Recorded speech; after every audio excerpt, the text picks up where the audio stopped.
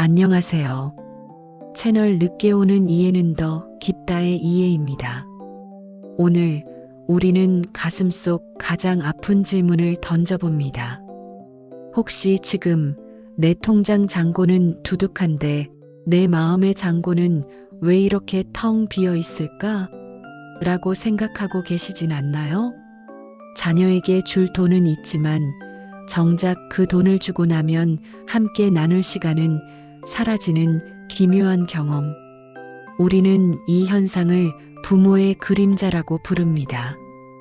이 그림자는 우리가 자녀에게 사랑 대신 돈이라는 대가를 요구하는 무의식적인 패턴에서 비롯됩니다. 자녀의 연락이 뜸할 때 서운함이 아닌 배신감마저 느껴지는 당신의 마음.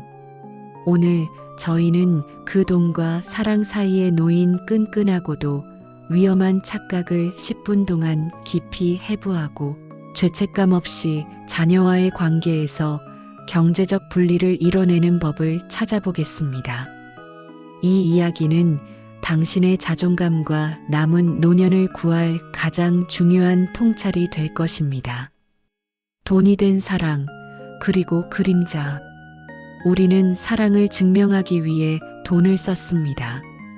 집을 살 때, 유학을 보낼 때, 사업 자금을 댈 때, 그 모든 행위는 부모의 책임이라는 이름의 숭고한 희생이었습니다. 하지만 자녀에게 수천만 원, 수억 원의 돈이 넘어가는 순간 그 돈은 순수한 사랑에서 보이지 않는 계약서로 바뀝니다. 부모는 무의식적으로 기대합니다. 이 돈에는 나를 향한 감사와 시간, 그리고 노년의 외로움을 책임져 줄 정성까지 포함되어 있다고요. 이 기대는 마치 보이지 않는 이자처럼 자녀의 마음속에 청구됩니다. 자녀는 부담감을 느끼고 결국 돈을 받은 후에는 그 부담감에서 벗어나기 위해 무의식적으로 부모와의 거리를 두기 시작합니다. 이것이 바로 부모의 그림자가 작동하는 방식입니다. 노년의 서운함은 곧 기대의 청구서입니다. 우리가 왜 연락이 없니?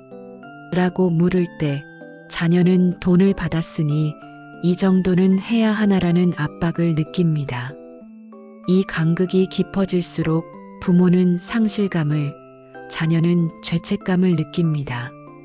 이는 누구의 잘못도 아닌 돈과 사랑을 혼동한 우리 세대의 패턴이 만든 비극입니다. 돈을 줄 때는 대가 없는 순수한 선물로 주었어야 했습니다.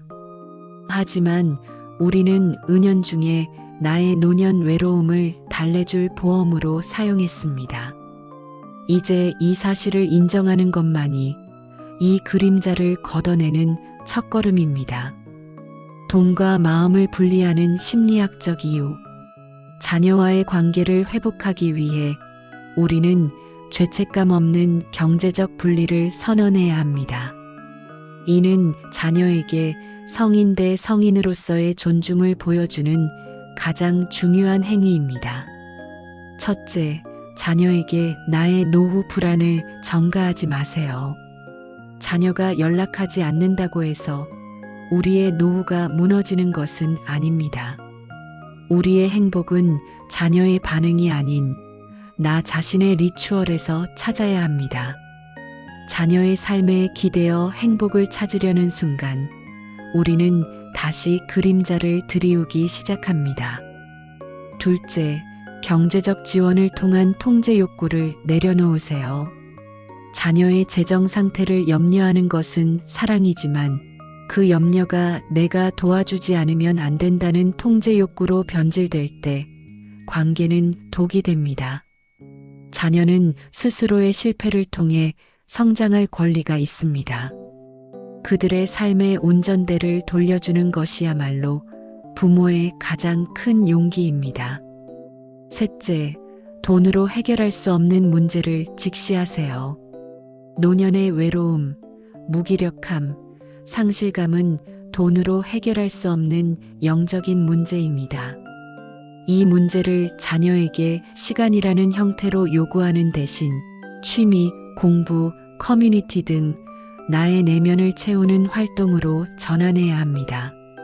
죄책감 없이 애노라고 말하는 기술. 경제적 분리를 선언하는 것은 매우 고통스러운 일입니다. 하지만 당신의 자존감을 위해, 자녀의 성장을 위해 때로는 단호하게 노라고 말할 수 있어야 합니다. 첫째, 이유 없는 거절은 피하세요. 원칙을 제시하세요. 자녀가 경제적 도움을 요청할 때 감정적으로 너는 나를 생각하지 않니라고 말하는 대신 엄마 아빠의 노후 계획상 이 부분은 우리 둘의 미래를 위해 불가능하다고 차분하고 이성적인 원칙을 제시해야 합니다. 둘째, 돈 대신 노동을 제한하세요. 돈을 지원하는 대신 자녀의 이사나 육아 등 노동력을 지원할 수 있음을 제한하세요. 이는 부모가 여전히 쓸모 있는 존재라는 자존감을 얻게 하면서도 재산 유출을 막는 현명한 방법입니다. 셋째, 나는 나대로 괜찮다는 자기 수용을 하세요. 거절 후 찾아오는 죄책감은 당신의 착한 부모 콤플렉스가 만든 환영입니다. 당신은 완벽한 부모가 아니어도 괜찮습니다.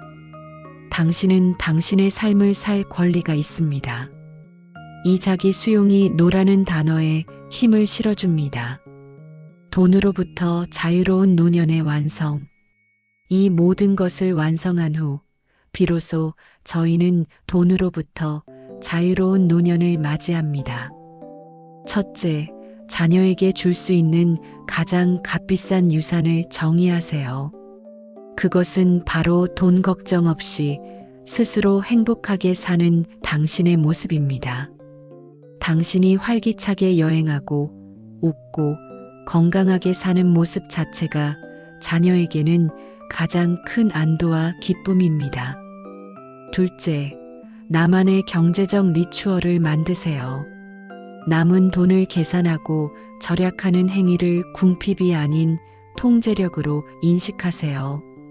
매달 나를 위해 취미비나 여행비를 떼어놓는 습관은 당신의 노후를 위한 가장 중요한 투자입니다. 셋째, 순수한 사랑을 다시 시작하세요. 돈의 그림자가 걷힌 후 자녀에게 연락하세요. 별다른 일은 없고 그냥 내 목소리가 듣고 싶어서 전화했단다. 이 한마디에는 어떤 대가도 포함되어 있지 않습니다. 순수한 관심만이 돈으로 훼손되었던 관계를 진정한 사랑으로 회복시킬 수 있습니다. 오늘 이야기, 자녀에게 줄 돈은 있지만 함께 나눌 시간이 없는 부모의 그림자를 통해 우리는 돈과 정의 위험한 경계를 확인했습니다. 기억하세요. 자녀에게 가장 필요한 것은 당신의 재산이 아니라 돈 걱정 없이 스스로 행복하게 사는 당신의 모습입니다. 그 모습을 보여주는 것이 자녀에게 주는 가장 값진 유산입니다. 만약 내일도 자녀에게 전화가 오지 않아 가슴이 답답하다면 돈과 관계, 이 두 가지 문제 때문에 잠 못 이룬다면 저희 채널 늦게 오는 이해는 더 깊다를 찾아주세요. 저희는 매주 여러분의 가슴 깊은 고민을 듣고 10분간의 깊은 성찰과 따뜻한 위로를 선물해 드릴 것입니다. 오늘 이야기에 공감하셨다면 구독과 좋아요를 눌러주시고 댓글창에 나는 이제 돈과 마음을 분리합니다라고 다짐의 한마디를 남겨주세요. 그 다짐이 바로 당신을 죄책감에서 해방시키는 늦게 오는 이해일 것입니다. 채널 늦게 오는 이해는 더 깊다. 저는 이해였습니다. 다음 시간에 뵙겠습니다. 감사합니다.